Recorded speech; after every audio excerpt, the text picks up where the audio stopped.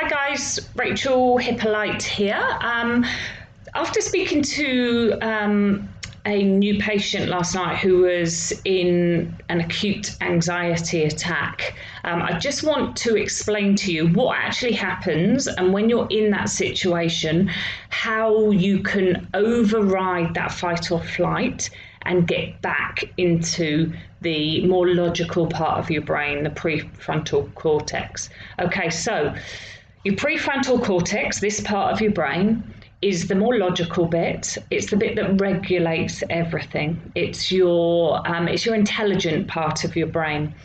And then we have the other part of the brain, which is the limbic system. Okay, and within the limbic system that houses what we call the amygdala, and that is your primitive caveman fight or flight part of the brain. Okay, and this really hasn't changed since we were cavemen. And if you imagine, when we were cavemen, we needed this. It's part to protect us, but it's automatic and it's emotional. Okay, now with things that happen in life, with stress that happens, sometimes that part, our brains become overwhelmed, and it activates that part, that primitive part of our brain, into that fight or flight. Okay, there's no logic here, because once this is activated, we need to turn off. It literally turns off this logical part. So it turns off the prefrontal cortex. Okay.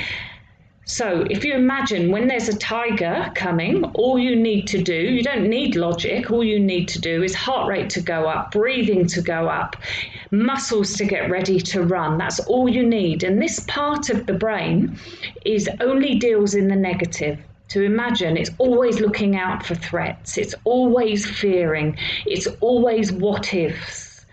And you probably recognize a lot of those negative thoughts from having anxiety, from having long-term anxiety. And that's why, because that part of the brain is actually doing its job, and its job is purely to protect you, and purely to look out for threats.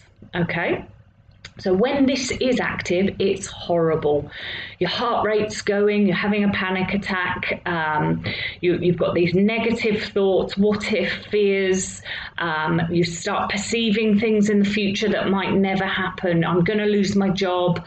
And there's no logic. So the way to reactivate the prefrontal cortex and be able to calm down that fight or flight is basically about being in the moment, okay? And that's the only way to be able to calm it down.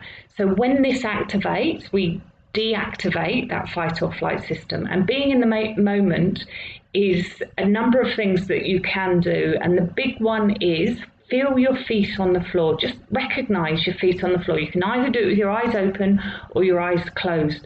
Then just recognize any tension that you might feel in your shoulders, in your hands. So take your focus to feeling everything around you. Notice sounds, notice the birds, okay? All of that gets you out of this fight or flight, and it brings you back to that moment now. Well, we know there's no tiger now, so we know there's nothing to get anxious about, and therefore the activation of that part of the prefrontal cortex with mindfulness actually brings those nasty fight or flight symptoms back to calming down. Now, you will have to practice it, okay? I actually literally scan quite frequently in the day these days. I don't actually have to sit there now and meditate. I can just recognize, okay, I'm breathing deeply, or I can recognize, oh, my jaw's got a bit tight, let it go, okay? So I can do it while I'm talking to you. I can do it while I'm walking, feeling my feet on the floor. So you need to keep doing this, because the more you're in your prefrontal cortex, the more you have control, okay? Your brain would have, when we have that activation frequently, your brain has learned those old patterns. And they're not healthy, and they're not good for you, and they're horrible. And we fear them because they aren't a nice feeling. But try and remember that they are there to protect you. They're just protecting you based on something that isn't real, okay? So activate that logical part of your brain. Feel your breathing, feel your feet on the floor. I can now notice how my legs feel on the chair. I can feel the aircon just on my arm here. I can notice how my hair feels on my forehead there. I can actually now feel my glasses on my nose and on my face. Okay, so they're all things that have immediately brought me back to this moment.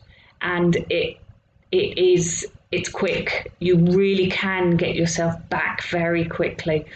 When we're in that fear mode, we'll catastrophize. When we're in that fear mode, the what ifs happen. So we make things worse.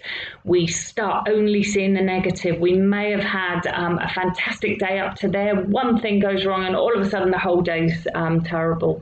So use those tools regularly. Use them throughout your day. Life is stressful, but it doesn't have to be made more stressful by your brain. Most of the external stuff, the external life stresses that we have actually aren't life-threatening. Therefore, we don't need this beating heart. We don't need this increase in breathing. We don't need this increase in muscle tone. So I hope that helps. Please do put it into practice. There is so much we can do for ourselves. It is our brain. We just need to learn how to control it so that we can have a much healthier and happier life. Thank you.